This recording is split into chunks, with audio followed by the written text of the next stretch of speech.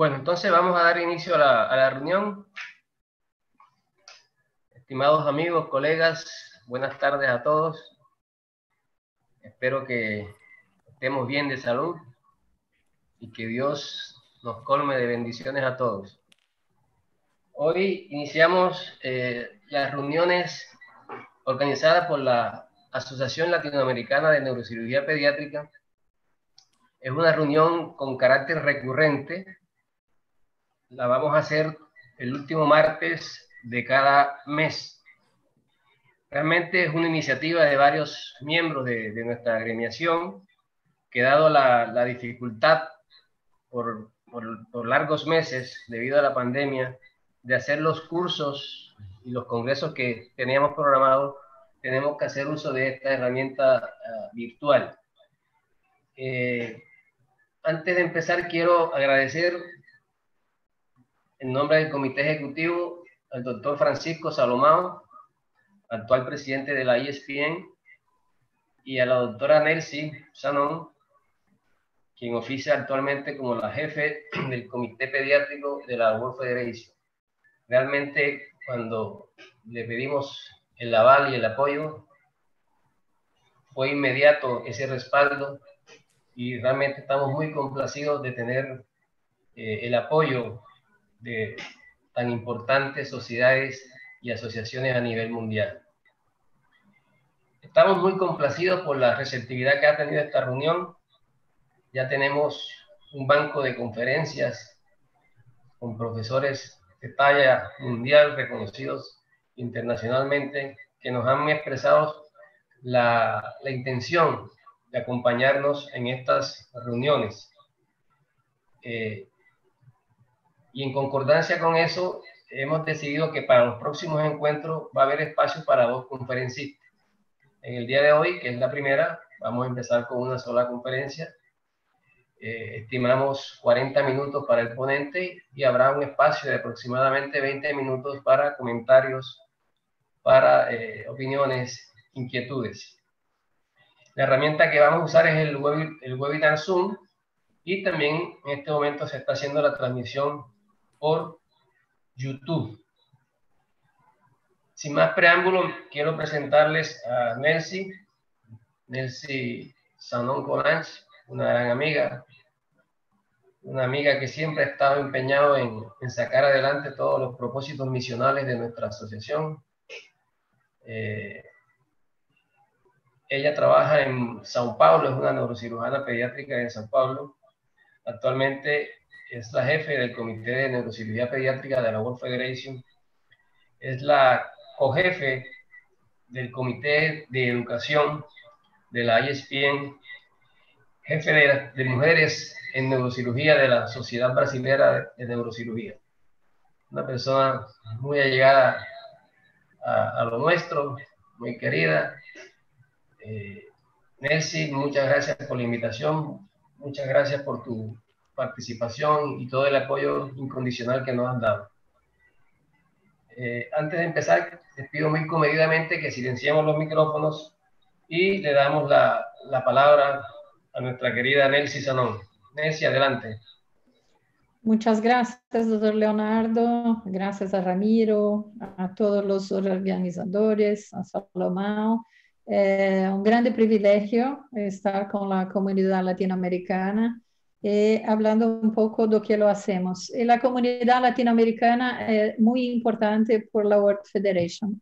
No podemos hablar en World Federation si no hablamos de la comunidad latina. Entonces, es un gran privilegio estar aquí hoy y hablar un poco sobre el monitoreo no invasivo de la presión intracraniana.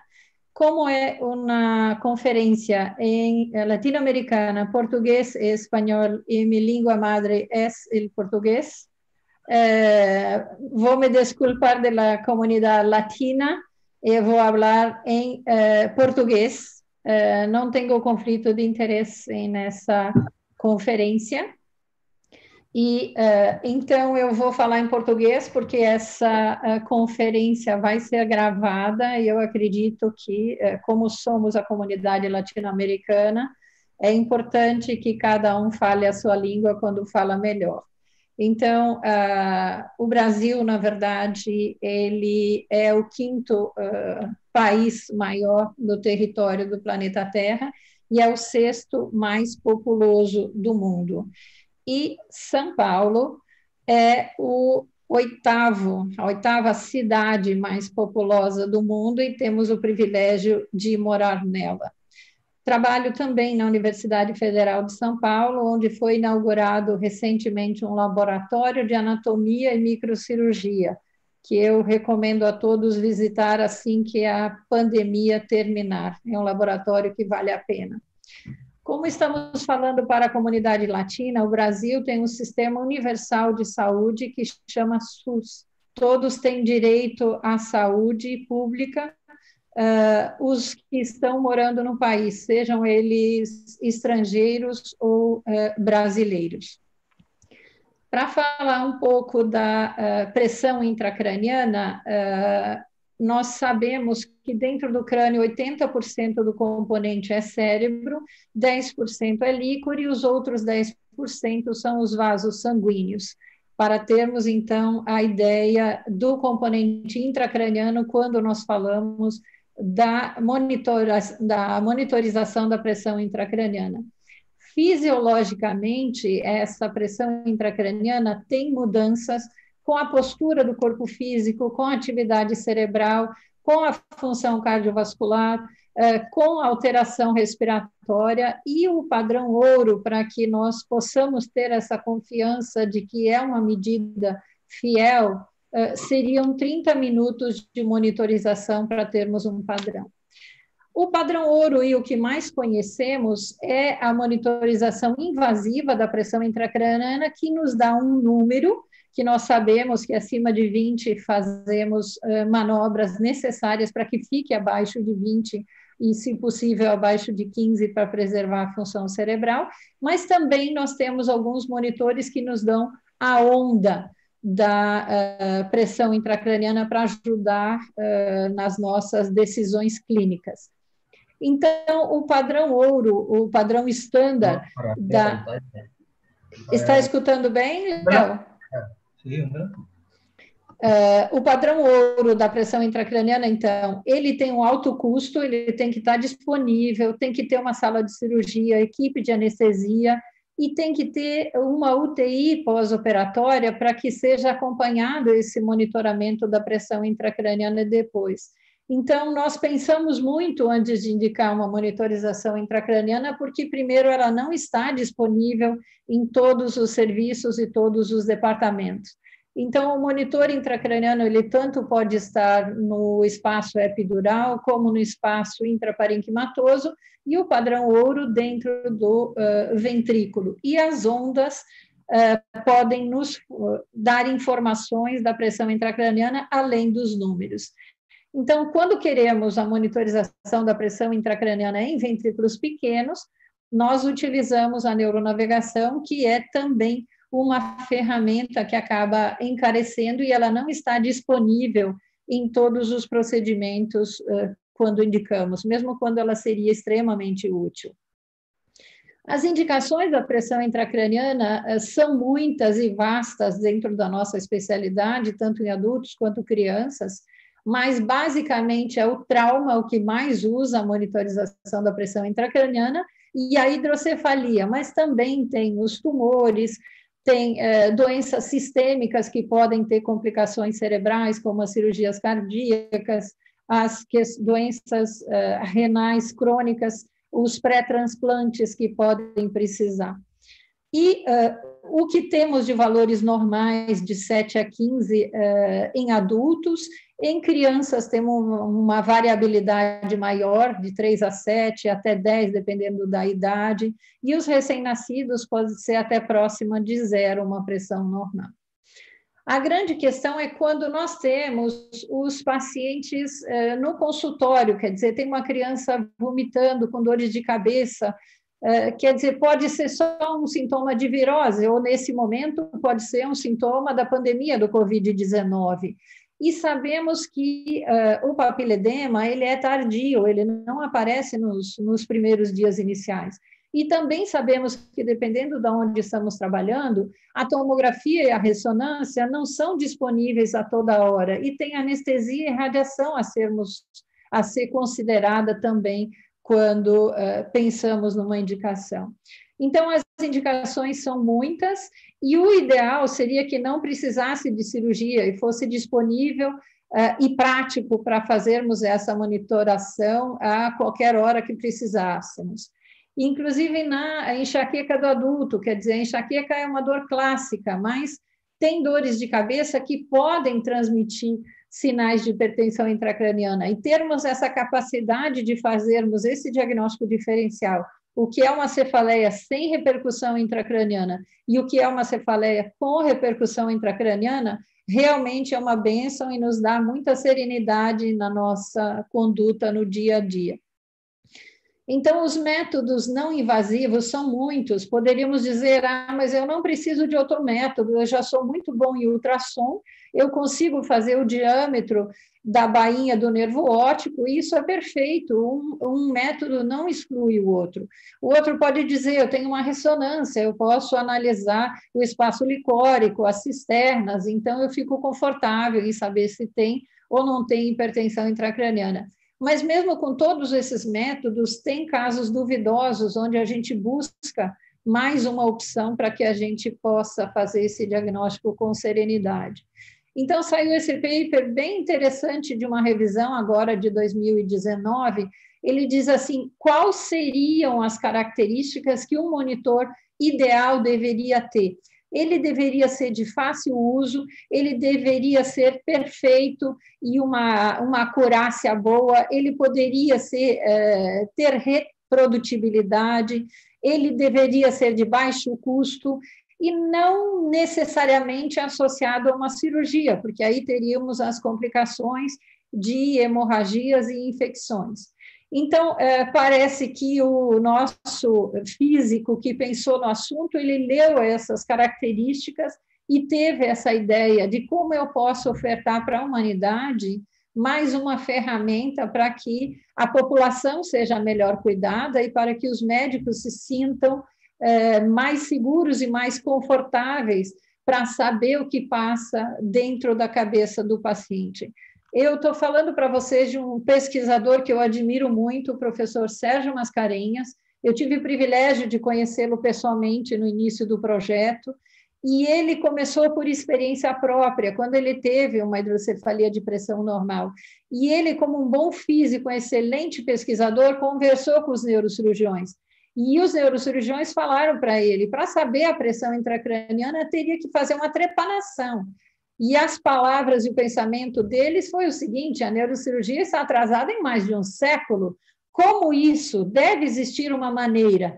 E como essa maneira não existia, para quem já tem 4 pós-doutorados, já tem livre docência e estava na faixa dos 80 anos de idade, só foi mais um desafio dele acoplar pesquisadores nacionais e internacionais na ideia dele, para que essa imagem, para que essa certeza que ele teve fosse uma verdade a ser testada, como tudo na ciência, temos que testar e provar que a nossa ideia de ajuda humanitária, ela pode e deve ser testada e aplicada quando possível. Então, o professor Sérgio Mascarenhas não é médico, é um físico, mas a ideia genial é dele. Ele disse o seguinte, se eu tenho sensores que me mostram o poder de movimentação do cimento nas pontes, os prédios têm que ter alguma mobilidade, como alguém me diz que o osso do crânio não pode ser extensível, não posso captar do lado de fora? Foi com essa ideia que ele pegou um crânio na faculdade, fechou todos os orifícios, desmontou um aparelho de pressão e isso ele conseguiu provar com um sensor externo que realmente a pressão interna que era feita, o osso transmitia para o exterior essa pressão. E aí ele fez o que todo cientista faz, ele testou a hipótese dele in vitro primeiro, ele mostrou que colocado um balão de borracha conectado a um bulbo e um aparelho que pode bombear um manômetro, ele viu que o sensor externo ele realmente propaga a pressão interna dentro da cabeça. E esse sensor ele grudou com cola, na verdade, e conseguiu provar até ele ir para a fase in vivo, em animais, que ele também provou que a curva de pressão crescente dentro do crânio corresponde exatamente ao que o sensor capta para fora do osso do crânio. Então, esse experimento ele publicou e, na verdade, a teoria que ele conseguiu provar foi o seguinte: a hipótese de que o crânio ele pode ser extensível depois do fechamento das fontanelas e que tem uma relação direta com a deformação do crânio e a variação da pressão intracraniana de forma linear. Então, aí estava criado um monitor de pressão intracraniana não invasiva. Então, nós tínhamos esse conceito da teoria de Monro-Kelly, que a caixa craniana é rígida. E, na verdade, o professor Sérgio conseguiu provar agora que, na verdade, essa rigidez ela não é real. Então, nesse período de autorregulação cerebral, nós temos, sim, uma expansibilidade do osso do crânio, nós temos uma complacência cerebral que vai até o seu limite antes da curva de Lang-Fitch seguir o seu curso. Então, na verdade, o que ele conseguiu provar com esse sensor é que realmente esse sensor externo ele pode captar a expansão do crânio e esses mecanismos traduzem na morfologia da curva a pressão intracraniana existente individualmente naquele momento preciso. E junto com muitos outros pesquisadores, muitos mestrados, doutorados e pós-doutorados em curso, ele conseguiu fazer análises de pacientes internados em clínicas e esses dados vão para a nuvem e voltam para a disposição do médico que está, no caso, estudando o paciente para que a conduta clínica seja adaptada à necessidade do cliente. Então, é um único método não invasivo que nos mostra a morfologia do pulso da pressão intracraniana e que pode ser feita também em crianças. Então, um dos trabalhos feitos em crianças é do Dr. Ricardo Oliveira, que é o atual presidente da SBNPED, o grupo de pesquisa dele de Ribeirão Preto. Eles estudaram crianças com hidrocefalia, fizeram um grupo controle com crianças normais, e aí aqui é só uma legenda da curva que estamos falando. Então, a curva normal é uma curva descendente, P1 maior, P2 e menor no P3, e a curva patológica é o inverso. Então, o P2 é maior do que o P1, e na curva muito patológica, praticamente é um cone. E nesses intermediários potencialmente patológicos, quando temos dúvidas, nós reavaliamos o paciente nos dias subsequentes. Então, na verdade, o que eles conseguiram evidenciar? Que realmente a curva P2, a relação da curva P2-P1, na verdade, ela tem uma forte sensibilidade e especificidade para predizer o aumento da pressão intracraniana. E a limitação do método foram algumas dificuldades técnicas e a questão dos artefatos ligados à movimentação da criança. Como eu vou mostrar nesse caso específico? A Cíntia está monitorizando uma criança que está agitada. Então, essa agitação provavelmente vai gerar artefatos, o que dificulta a análise final desse paciente. Então, outras crianças menores, se elas estão quietinhas e tranquilas, nós podemos ter uma avaliação da pressão intracraniana. Então, o ideal, ou pelo menos o nosso limite até o momento, é um perímetro cefálico no mínimo de 47 centímetros. Então, aqui nós estamos no ambulatório, tem uma criança com uma cranioestenose sindrômica, e a dúvida era se, nesse momento, a cefaleia apresentada tinha ou não alguma relação com a alteração da pressão intracraniana.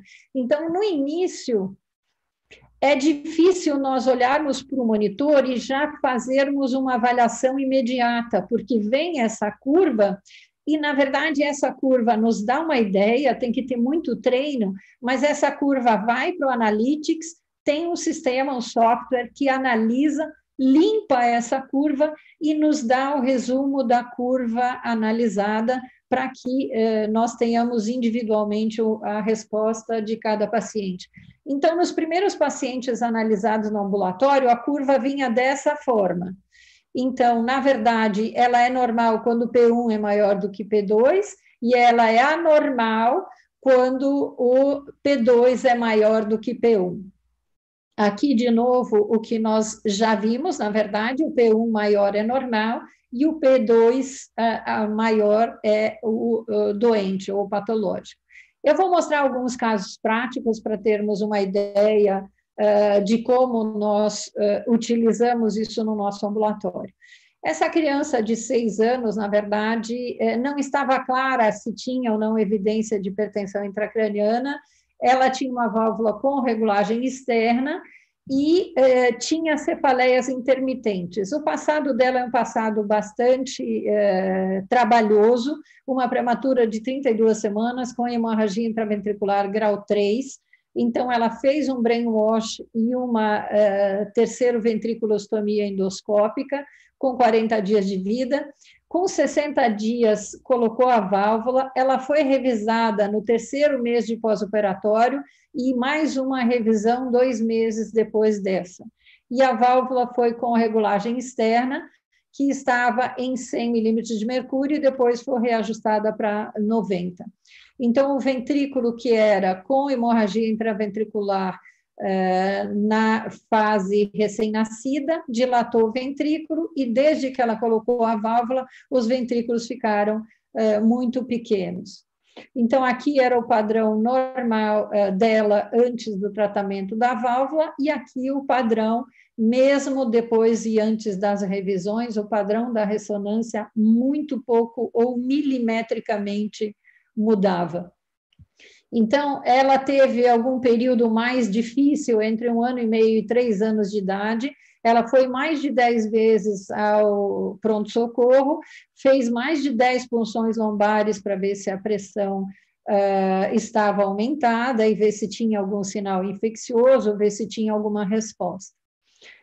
Na verdade, em 2016, ela voltou a mais 12 vezes ao pronto-socorro, e sendo que 2 vezes eram de madrugada com cefaleia, mas com o ajuste da válvula externa, ia se conseguindo manter a clínica dessa criança. Mas chegou o momento que, depois de 12 hospitalizações, foi decidido por uma revisão e troca da válvula. Então, nesse momento, como ela estava apresentando há muitos anos esse ventrículo em fenda, foi acrescentado um mecanismo anti-sifão a ela. E, de tempos em tempos, quando ela tinha uma cefaleia muito intensa, a única diferença que nós víamos era uma pequena herniação tonsilar, mas que fica a menos de 5 milímetros. Não dá para a gente dizer que é um Chiari-1. Então, dá para ver aqui, em setembro de 2017, os ventrículos pequenos. E aí, em novembro de 2017, ela foi admitida no hospital de novo, em bradicardia, com papiledema. E aí, com o reajuste da válvula, no início aumentando a pressão dela, mantinha períodos de sonolência e bradicardia, mas que ao longo dos dias e das horas subsequentes, ela ficou bem novamente, foi reduzindo o papiledema e a válvula foi reajustada em 90, sem que necessariamente ela precisasse de uma cirurgia. Ela foi readmitida, na verdade, ela fazia oscilação de hipotensão quando estava na posição sentada, e aí o eletro mostrou algumas alterações elétricas, foi entrado com anticonvulsivante.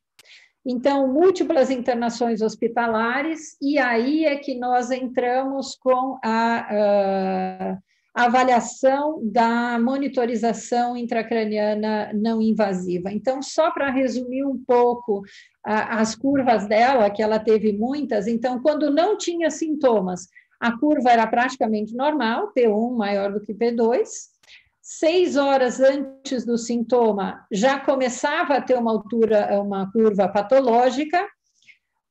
No 3, que tinha cefaleia, era uma curva realmente patológica. E no 4, a curva já depois da dor de cabeça já estava começando a melhorar. Então, com essas curvas que temos o resumo aqui, na verdade, durante a crise, nós temos, inclusive, um valor agregado nessa monitorização que nos dá a razão P2, P1. Então, quanto mais alta essa razão, pior a complacência cerebral, pior a hipertensão intracraniana indireta, porque nós não temos um número, nós temos uma alteração da curva. E quanto menor essa relação, P2, P1, quanto menor, mais próximo da normalidade estamos. Então, essa correlação, na verdade, a gente até poderia pensar que não estamos falando da pressão intracraniana, e sim da complacência, mas isso é um tempo e um termo que o tempo e a pesquisa nos dirão se estamos nesse caminho ou não. Então, a nossa menina Maia, acabei não terminando, quando ela fez essa curva patológica, foi avaliada em casa, porque nós não pegamos essas alterações intra-hospitalares, e aí a enfermeira foi em casa, fez a monitorização, e aí ela veio para o hospital e foi feita uma revisão da válvula dela, e ela está sem sintomas há mais de um ano.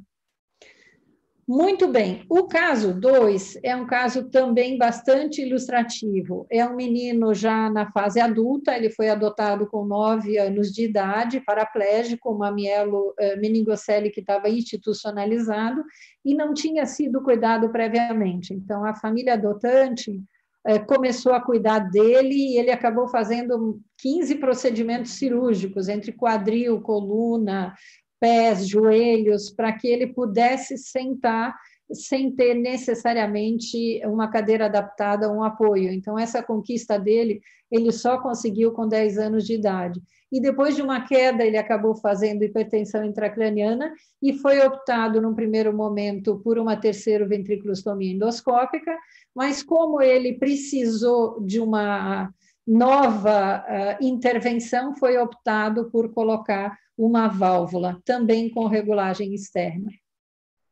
Então, ele voltou com sonolência, tempos depois da válvula, então uma mielo com Chiari 2, com uma válvula que o neurocirurgião que estava acompanhando, por alguma razão, nos encaminhou para que a gente trocasse a válvula, porque a válvula externa não estava, com a regulagem externa, não estava respondendo à subida e descida da válvula.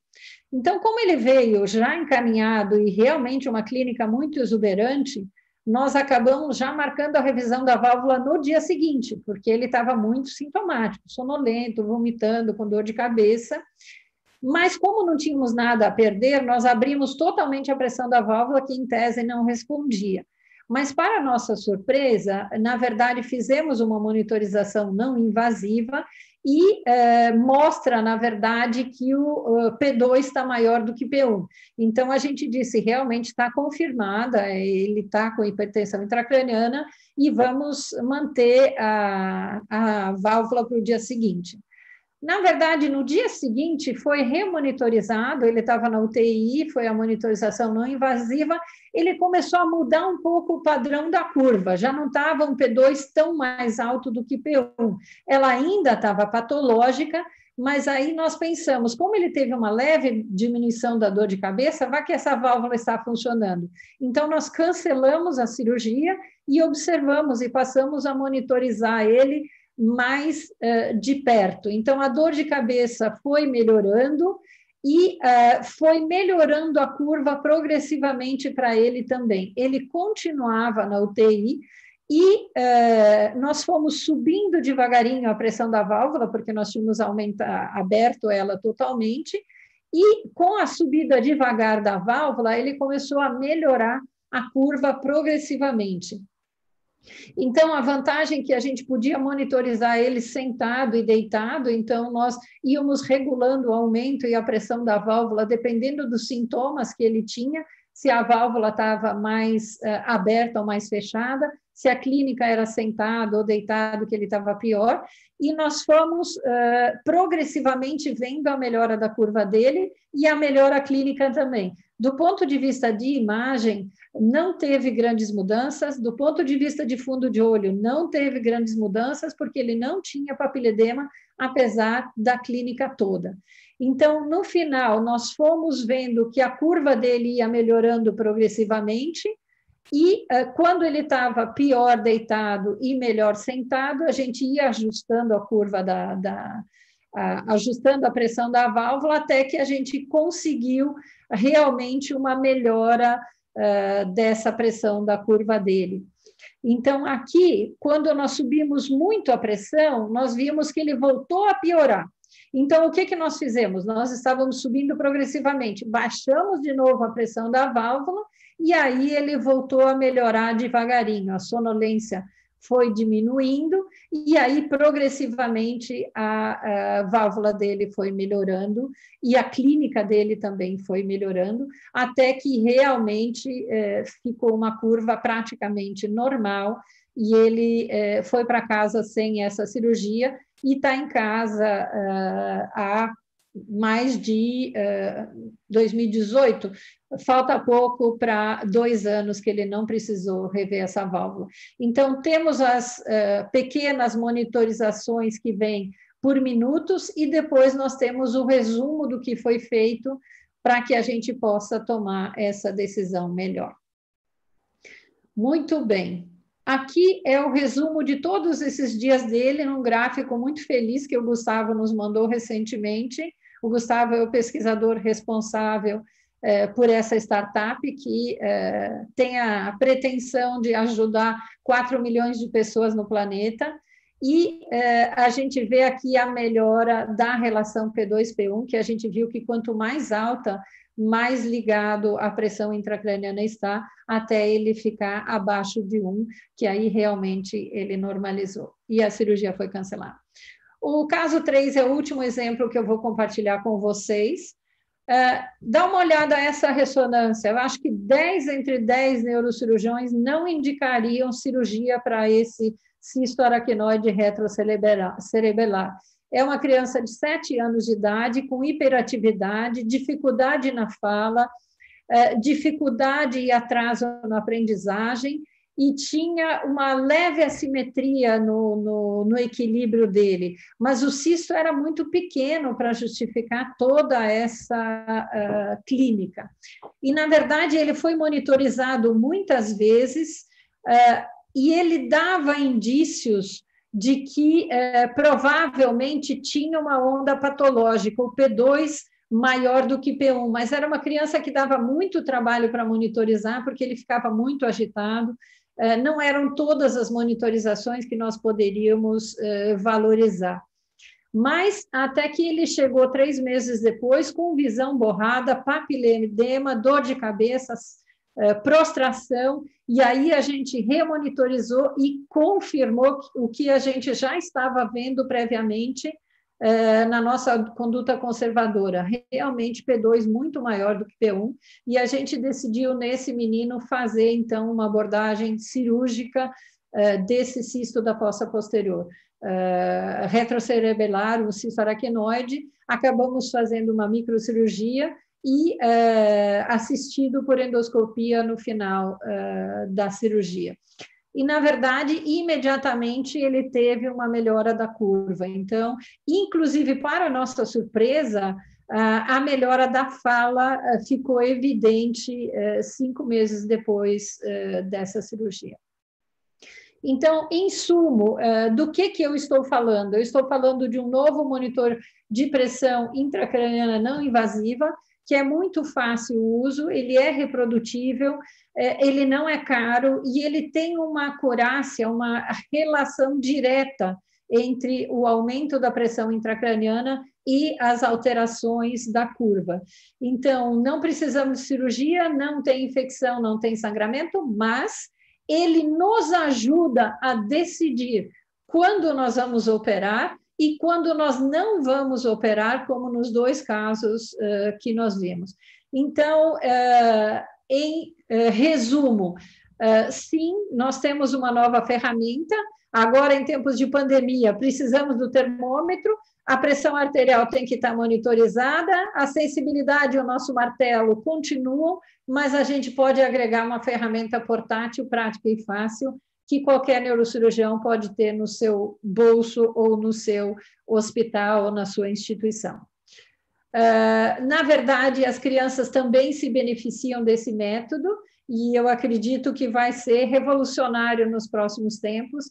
E aqui é uma amostra de que a gente pode ver essa curva, não só no computador, no que vem junto com o aparelho, mas você pode instalar o software no seu celular e acompanhar essa onda, que aqui você vê que é uma onda 100% normal e tranquila, fácil da gente analisar, mesmo para quem não está muito treinado no método ainda. Então, é muito mais fácil do que aquela curva que nós vimos inicialmente quando nós começamos a trabalhar. Aqui, então, para quem está na UTI, é uma amostra do que você pode fazer até você ter a sua própria curva de aprendizado. Então, aqui você tem a PIC não invasiva, que está alta, está 22, e aqui você tem a PIC não invasiva, que te dá praticamente a mesma curva. Então, esses trabalhos já estão no Prelo, não são nossos, são da Universidade de Stanford. Já em breve teremos vários pacientes comparando a PIC não invasiva com a PIC invasiva, que já vai nos dar mais subsídios.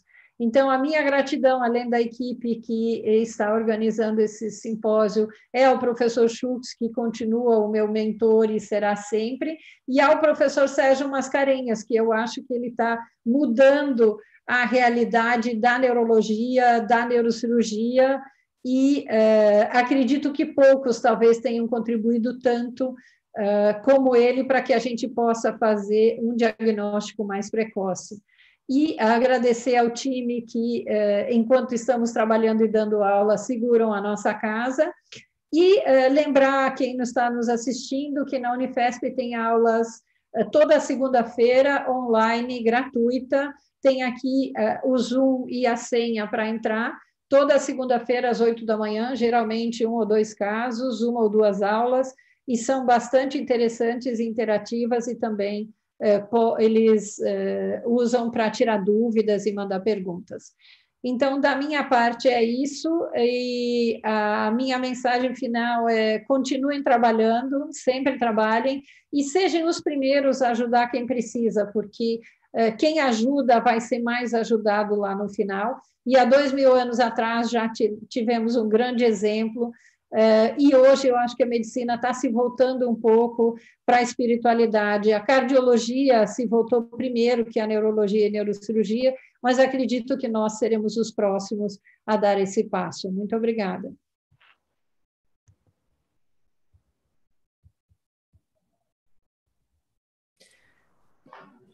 Bueno, Nelcy, mis felicitaciones, extraordinaria la conferencia. Sabemos de lo novedoso que es este procedimiento y el impacto que va a tener en el ejercicio ya muy cercano de la neurocirugía.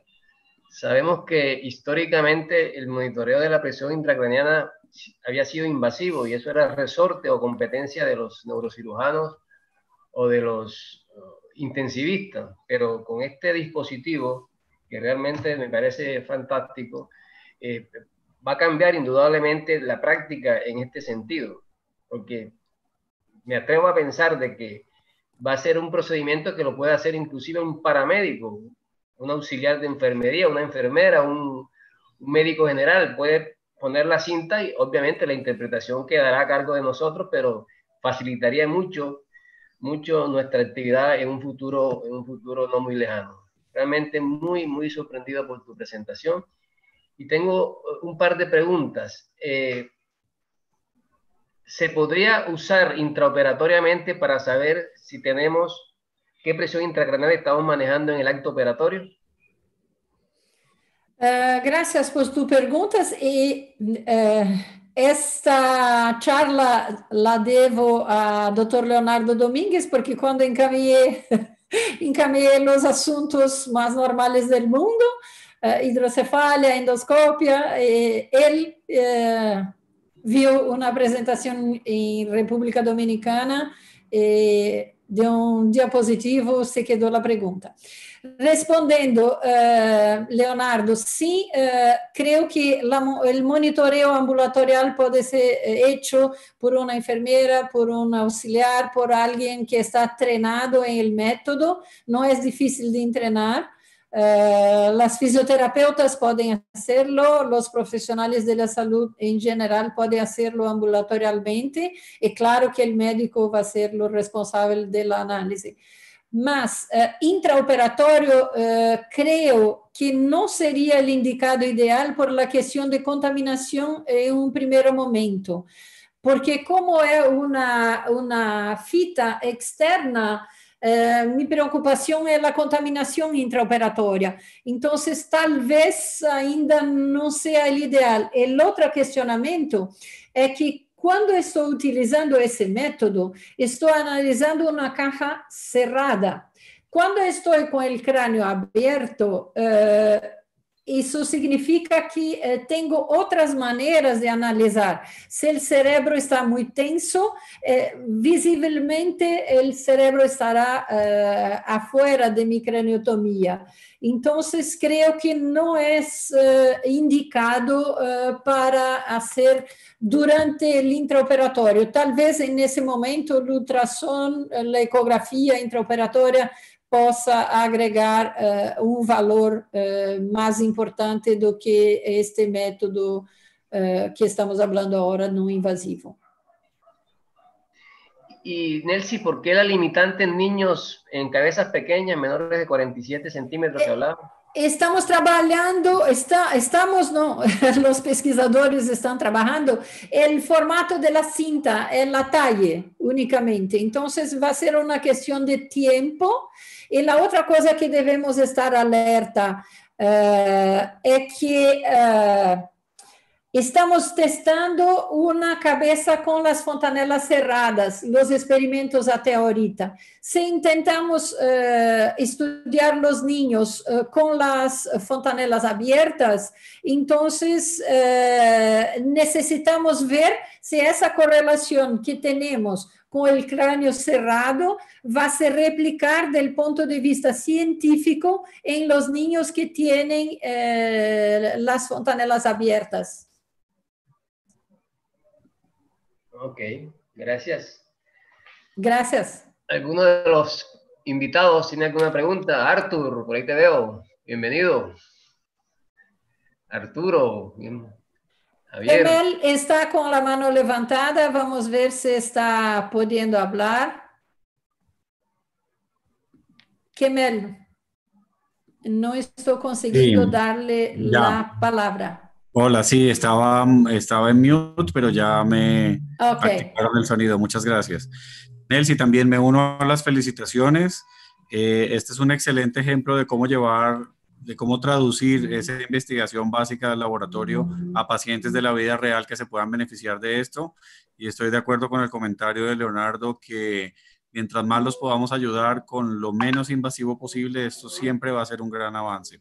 Yo tengo la pregunta acerca de si se ha comparado en estudios de efectividad o de sensibilidad o de especificidad con monitoría invasiva de la presión intracraneana, o sea, qué tan fidedigna es la medición o cómo se correlaciona la medición de esta técnica no invasiva con las técnicas invasivas. Para eso, pues, tocaría hacerlo en un paciente real que tenga monitoría de PIC invasiva y al mismo tiempo hacerle la no invasiva. O sea, ¿se ha intentado hacer algo de esto? ¿Todavía no ha sido posible?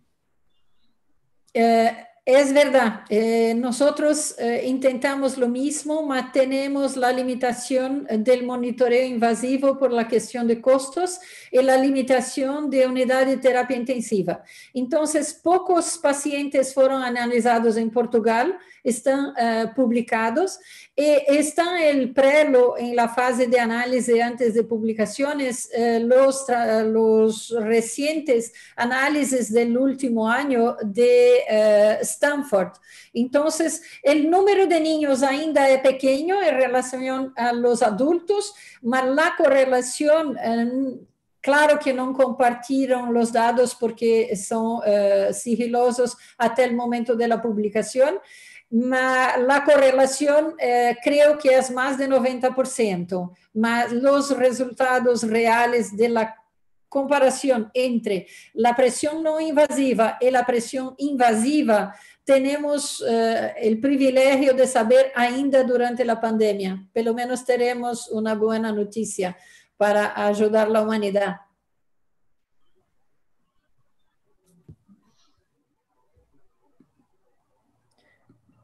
Ahora te vemos, Kemel. Sí, ya estaba. Está en mute. Listo, ya. Muchas gracias. Sí, en efecto, eso es muy importante y pues vale la pena empezar a ver cómo van saliendo las publicaciones en la medida que podamos compararlo, pero esa correlación de 90% es más que suficiente para poder ofrecerle a un niño algo no invasivo y poder tomar decisiones en esos casos tan complejos de síndrome de ventrículo en hendiduras, de esas cefaleas que son tan complejas, cuando tenemos el quiste aracnoideo con otras patologías concomitantes y no es tan fácil el proceso de toma de decisiones. Esto va a ser una herramienta supremamente útil. Mil gracias por compartirlo y por enseñarnos y un saludo a todos. Chao. Gracias.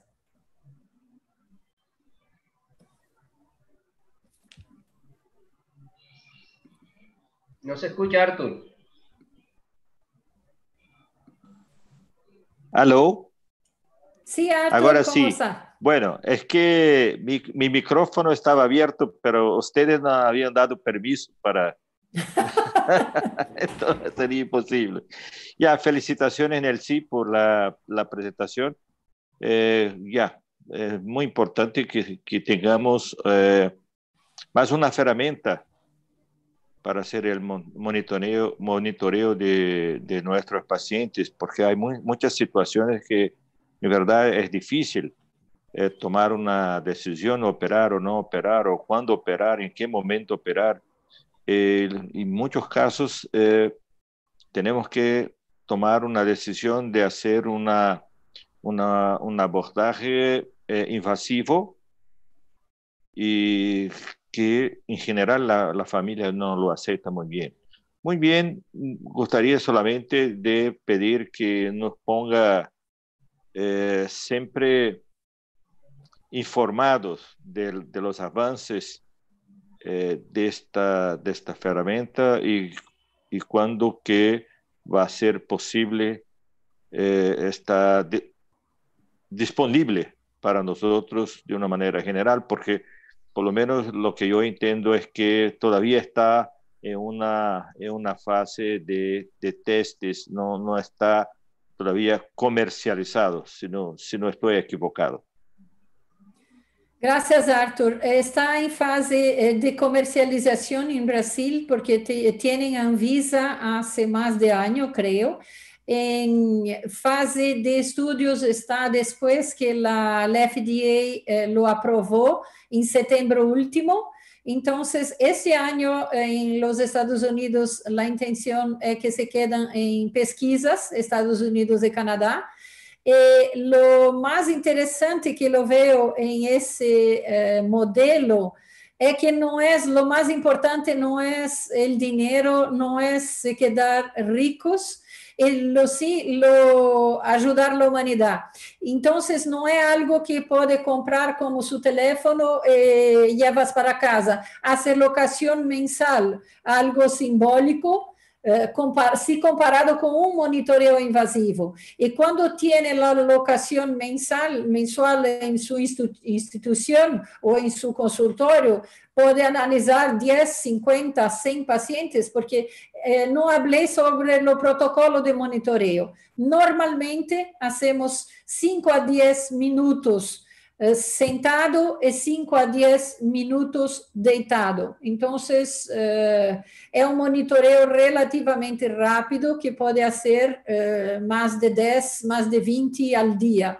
Una tarde en el ambulatorio de la universidad hicimos 15 pacientes. Entonces, claro que teníamos una cierta colaboración de gente para hacerlo.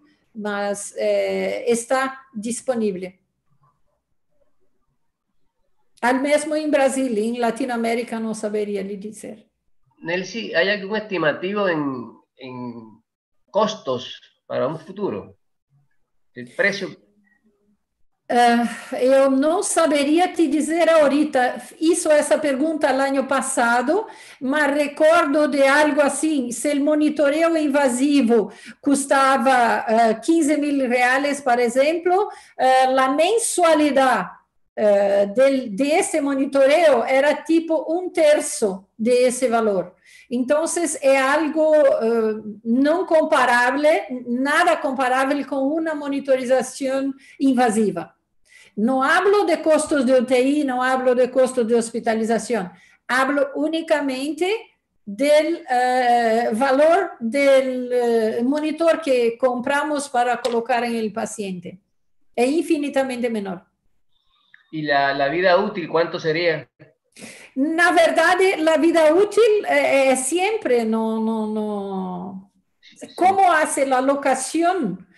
Si paró de funcionar, lo cambian porque es mensual. Y la estimativa, para tener una idea de esos pesquisadores, es la única startup de salud que consiguió en lo Vale do Silício de ser plutonizada por las universidades locales hace 2 o 3 años. Es con esos fondos que están trabajando. Ok, gracias. Fala, Arthur. Leo, está Javier González Ramos levantando la mano. Para sí, los que... es rapidito, es que por lo que entendí, el equipo no está a venta. Es un alquiler. Es un alquiler y que se paga por mes. Sí, es verdad. Ah, bueno.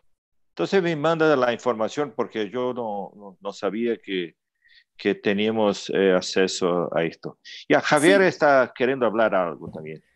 Sí, una cosita técnica nada más. Los que quieran hacer una pregunta o un comentario, entran en la parte de participantes y ahí pueden levantar la mano. Van a encontrar la forma de levantar la mano.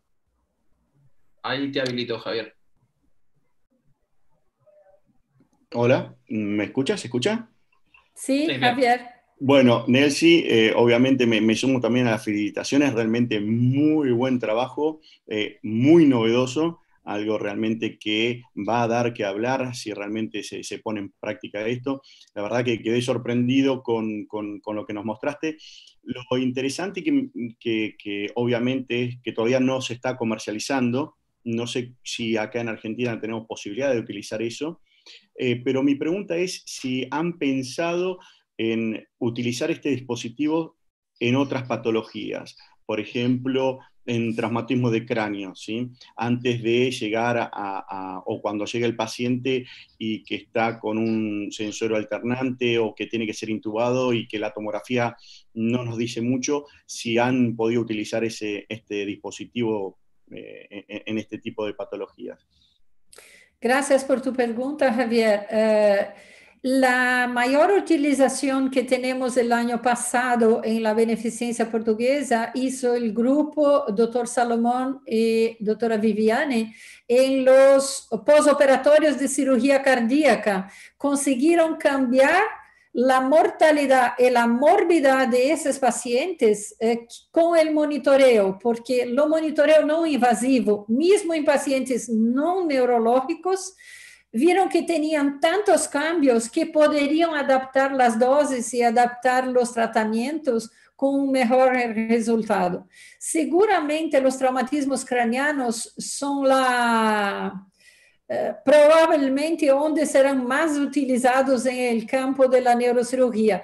Não saberia te dizer em que tipo de pacientes esses pesquisadores, colegas neurocirurgianos de Stanford, lo hicieron, porque los pesquisadores brasileños se fueron allá, se quedaron 3 pesquisadores, una semana cada uno, para enseñar cómo lo utilizan, cómo hace el método, cómo lo utilizan en la práctica, porque tal vez respondiendo un poco mejor a la pregunta de Arthur, porque no es únicamente esta curva que tenemos en el nuestro aparelho de celular, essa curva que estamos vendo ahorita vai para um software analítico em la nuvem, el analítico te devolve la análise por escrito ou por tu email ou dentro do software do hospital que está trabalhando, então se viene direto dentro do prontuário do paciente.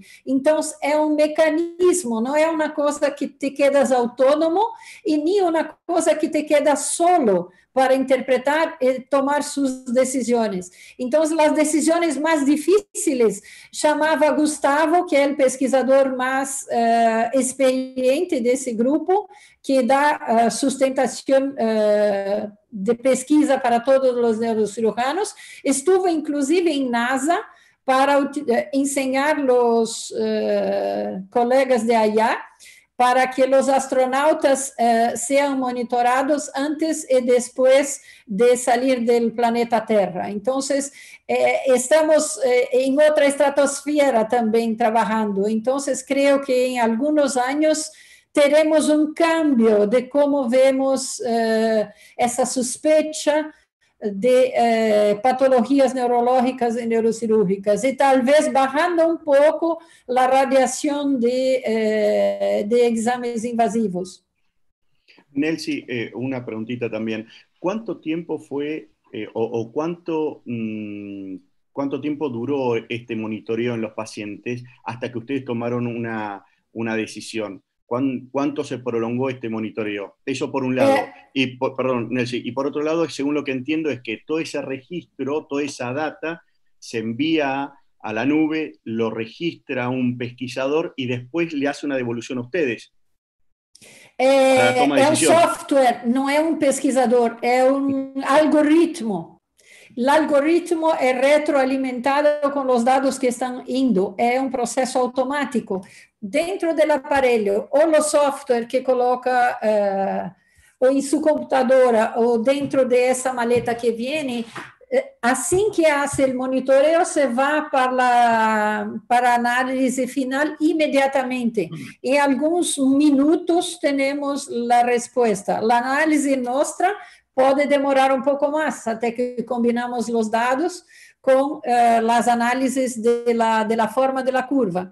E o monitoreo do protocolo, por exemplo, 5 minutos deitado e 5 minutos sentado.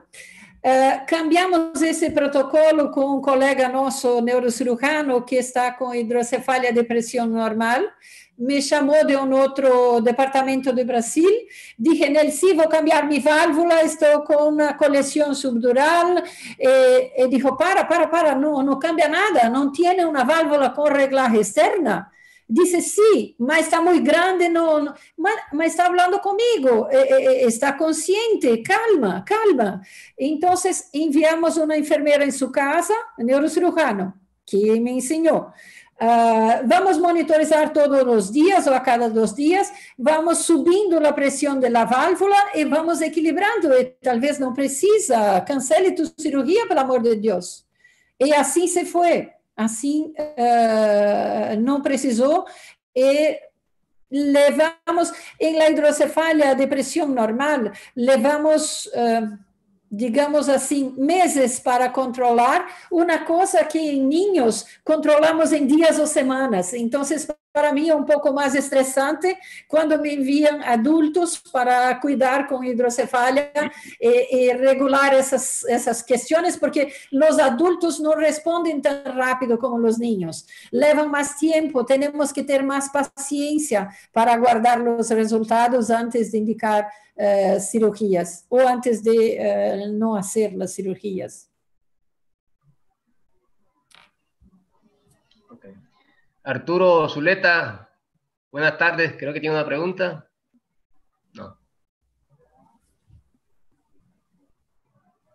Dos participantes están con la mano levantada. Guido. Vamos a darle el audio a Guido para que pueda preguntar. ¿Qué tal? Buenas tardes. Felicitaciones, Nelsi. La verdad, fascinante tu presentación. Una pregunta que creo que igual en parte ya la has contestado, pero así como muchas de estas patologías que creo que nos va a servir muchísimo esta nueva herramienta, son patologías en general crónicas y patologías que muchas veces, ejemplo, disfunciones intermitentes, hipertensiones endocranianas oligosintomáticas, que muchas veces el paciente cuando concurre al consultorio o concurre a la guardia o llega a la guardia ya está con pocos síntomas. Una pregunta era que, debido a la portabilidad y simplicidad que tiene esto y sabiendo que también está conectado a una nube, etcétera, si esto es factible técnicamente de usar como si fuera un holter, digamos, que el paciente se lo pueda llevar a la casa, que se pueda hacer un monitoreo continuo y que uno pueda tener un control horario de, por ejemplo, cefaleas que sean poco frecuentes o que el paciente no tenga en el momento del control. La pregunta es si es técnicamente factible hacer un monitoreo tipo holter de la PIC, ¿no? Técnicamente es factible. Mi cuestión del punto de vista científico es que si estoy andando o haciendo algo, tengo artefactos de análisis. Entonces, puedo tener una falsa interpretación. Entonces, en ese caso específico, que quieres un monitoreo más seguido, por ejemplo, si el paciente es alguien de la salud, por ejemplo, está entrenado, está habituado a hacerlo, mejor hacerlo 2 o 3 veces al día y no continuamente. Creo que es más fiel y más fidedigno. Como la primera diapositiva, la segunda, vimos que el ideal es que esté ahí tranquilo, al menos una media hora para saber que ese momento que estamos captando esa onda es realmente representativo, porque si llegué en mi casa, terminé en un footing, una corrida de 10 kilómetros, estoy muy cansada, probablemente mi complacencia cerebral va a estar alterada. Entonces, no creo que sería una buena indicación en ese caso específico. Gracias.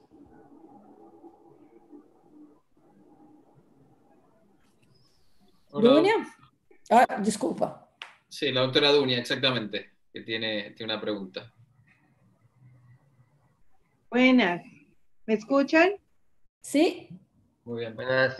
Sí, muchas gracias. Me encanta tu conferencia. Yo ya había escuchado algo de eso hace unos 2 años cuando estuvimos en Brasil, en Sao Paulo.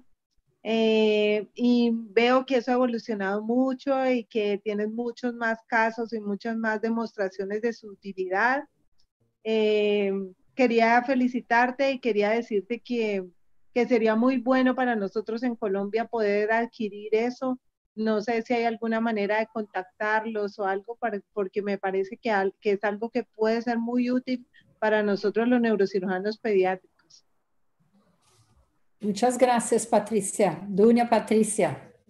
La única cosa que cuando pregunté, porque alguien también me hizo la misma pregunta hace un año en Buenos Aires, me dijeron que necesitas, como en Brasil, la Anvisa. Entonces, tiene un órgano a cada país que regulamenta la entrada de nuevos materiales. Mas como tienen FDA, creo que é muito mais fácil. Então, para aqueles que querem, não tem problema. Comparto os contatos do grupo que está estudando e trabalhando com isso.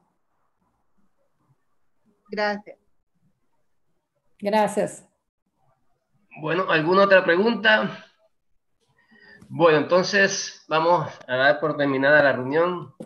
Te reitero, Nelson, mis agradecimientos en nombre del comité ejecutivo. Excelente presentación, muy motivante, muy innovadora. Y sé que va a ser de beneficio para todos los que estamos inmersos en la práctica de la neurocirugía. Quiero también muy comedidamente invitarlos y darles a saber de que este va a ser un encuentro recurrente. El último martes de cada mes, vayan agendando el día. Eso queda para el 28 de julio. Tal como dije en la presentación inicial, ha habido tanta receptividad, tantos temas que tenemos que desarrollar. Tenemos un banco de conferencias de casi 30 con múltiples profesores que nos quieren dar su opinión. Hemos decidido que los próximos encuentros, el de julio, vamos a tener dos profesores invitados, cada uno con 30 minutos de presentación, y habrá un espacio para la discusión. Los temas, en eso también hemos sido muy claros, no solamente van a ser temas específicos de la neurocirugía pediátrica, sino que vamos a tratar también de hacer jornadas de extensión a otras sociedades como las pediátricas, hacer discusión de casos en forma interactiva. Ya estamos trabajando acá con el acompañamiento de nuestro amigo Ramiro y hemos hecho algunos ejercicios para poder votar en esos casos de discusiones interactivas. Así que la modalidad de las presentaciones está abierta, siempre prestos a cualquier sugerencia de parte de ustedes, pero la idea es que nos vayamos ya compenetrando con ese espacio todos los últimos martes de cada mes en este mismo horario, 5 p.m. hora colombiana, 6 horas chilena y 7 horas brasilera aproximadamente. Entonces, dejo abierta la invitación. Para el próximo evento vamos a contar con la presencia del doctor Sergio Cabaleiro y la doctora Zúcaro. Ya próximamente le estaremos enviando los temas que vamos a desarrollar. Hay un tema muy interesante que está de moda y que el doctor Cabaleiro se ofreció, y es sobre el tratamiento de los pacientes con hidrocefalia y COVID en niños. Yo en lo personal ya he tenido 2 casos COVID positivo con hidrocefalia y siempre hay una serie de inquietudes porque esto es algo nuevo para todos, en qué momento implantarle la válvula, si eso tiene alguna repercusión en la parte inflamatoria del cerebro. En fin, hay tantas dudas sobre esto porque es novedoso, y creo que esa ponencia del doctor Caballero, que lo ha estudiado bastante, nos puede servir a muchos, porque en cualquier momento nos vamos a ver abocados a atender a un paciente con hidrocefalia y COVID positivo. Entonces, esa es la información que quería darles para terminar la reunión. Mil gracias a todos, cuídense mucho, que Dios los bendiga y nos estaremos viendo pronto. Chao. Muchas gracias. Chao, chao.